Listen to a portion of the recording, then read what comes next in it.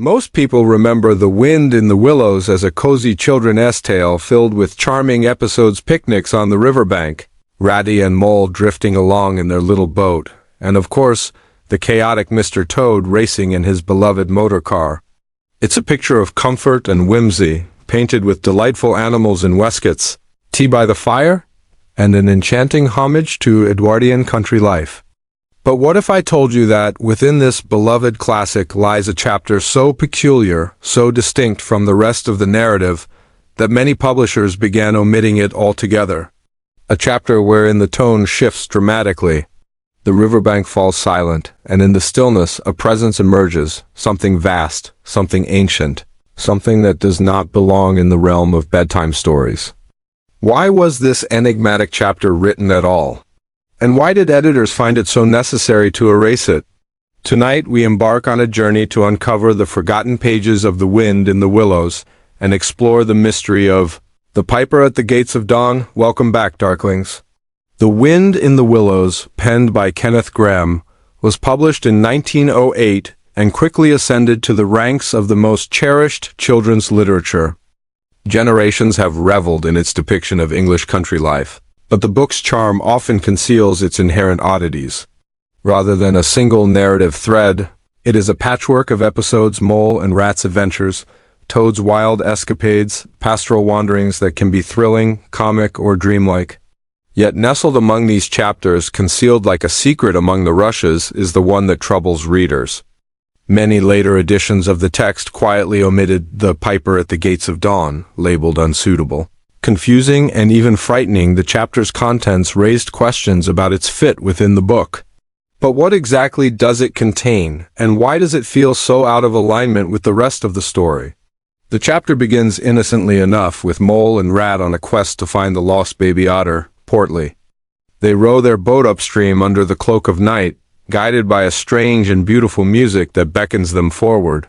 As they follow this haunting melody, the tone of the narrative shifts. The river at dawn grows hushed, glowing with an extraordinary light. The prose transforms into a reverent hymn-like quality. Then they see him not toad, not badger, and not any friendly denizen of the riverbank, but a towering figure, both man and beast. Horns rise from his head, and his goat-like legs evoke a presence that is at once terrifying and kind. In awe, the animals fall to their knees. They can hardly speak, instead offering prayers of reverence. When this mystical vision fades, they discover the missing otter child peacefully asleep at the figure's feet. Intriguingly, once the encounter is over, they cannot remember it at all. This being they have met is none other than the great god Pan. Though it may seem odd to include a pagan deity in a children's story, it was not mere happenstance. The first edition of The Wind in the Willows prominently featured Pan on its cover, seated among the reeds with his pipes. For Kenneth Grahame, the chapter was not an unwarranted detour but an integral part of the story. Who was Pan, and how did this half-man, half-goat figure find his way into the heart of an Edwardian children's classic? Pan was one of the most ancient gods of the classical era, far removed from the noble Olympians who resided in marble palaces. Instead, Pan was the god of shepherds, the wilds, and rustic music, known for playing enchanting tunes on pipes made from reeds. His melodies were powerful, capable of charming animals, seducing nymphs, or instilling terror in unsuspecting travelers. The word panic itself derives from his name, a reflection of the sudden irrational fear associated with hearing Pan's presence echoing through the wilderness.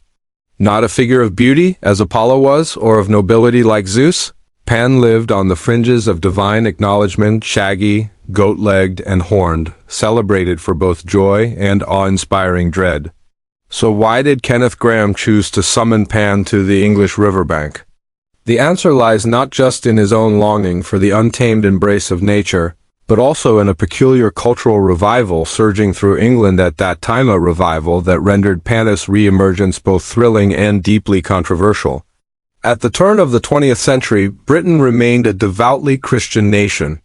Churches were filled with parishioners, Sunday schools thrived, and public morality was firmly rooted in Scripture. Yet beneath the surface, something else began to stir. This was an England transformed by the Industrial Revolution, factories blackening cities, trains crisscrossing the countryside, and traditional rural life rapidly disappearing. For many, the ancient rhythms of the land felt lost forever, leading to a yearning for something simpler, greener, a return to nature, and to the woods and fields where the echoes of history still whispered among the hedgerows. Simultaneously, the occult revival of the era prompted an insatiable appetite for mystery and wonder. Spiritualism offered promises of contacting the deceased, while theosophy and secret societies hinted at hidden wisdom. Folklorists rushed to document the fading tales of fairies and forgotten gods, striving to preserve what little remained. Within this climate of swift modernization, Pan emerged as a romantic emblem and icon of resistance to industrialization and a symbol of escape, embodying the spirit that still lingered in untouched wild places. Yet this resurgence of interest in Pan was fraught with danger within Christian imaginations. His horns, goat legs, and wild persona had historically been used to portray the devil. Medieval artists had even appropriated Pan's form when depicting Satan himself. Thus, when Pan re-entered the literary landscape, many perceived it not as harmless whimsy, but as the very embodiment of evil wandering through the English countryside. Placing such a figure in a children's book was revolutionary and shocking.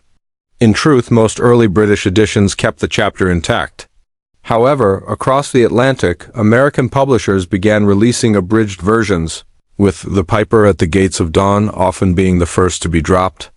It was seen as too mystical, too strange for young readers. By the 1930s and 40s, as The Wind in the Willows was reconfigured into illustrated gift books and school editions in Britain, the chapter was frequently omitted altogether. Editors frequently argued that its slow, solemn nature disrupted the book's pace, while others considered its depiction of a horned god too frightening for children. The net result was that an entire generation was left unaware of the chapter's existence. The decline of interest in the more introspective, dreamlike chapters coincided with the influence of Disney's 1949 adaptation, The Adventures of Ichabod and Mr. Toad, which predominantly focused on Toad's antics and shaped public perception of the book. Publishers leaned further into the slapstick adventures, discarding spiritual interludes like The Piper at the Gates of Dawn. Why did Kenneth Grahame incorporate such an unsettling figure into his story in the first place? Grahame's childhood was marked by profound grief and loneliness. After losing his mother at the age of 5, he was placed in the care of his grandmother following his father's descent into alcoholism. In the fields and rivers of Berkshire, Grahame found solace. The woods became a sanctuary and the riverbank offered refuge. In this context, Pan might have represented the hidden divinity in nature, a gentle yet fearsome presence, capable of healing and humbling all at once.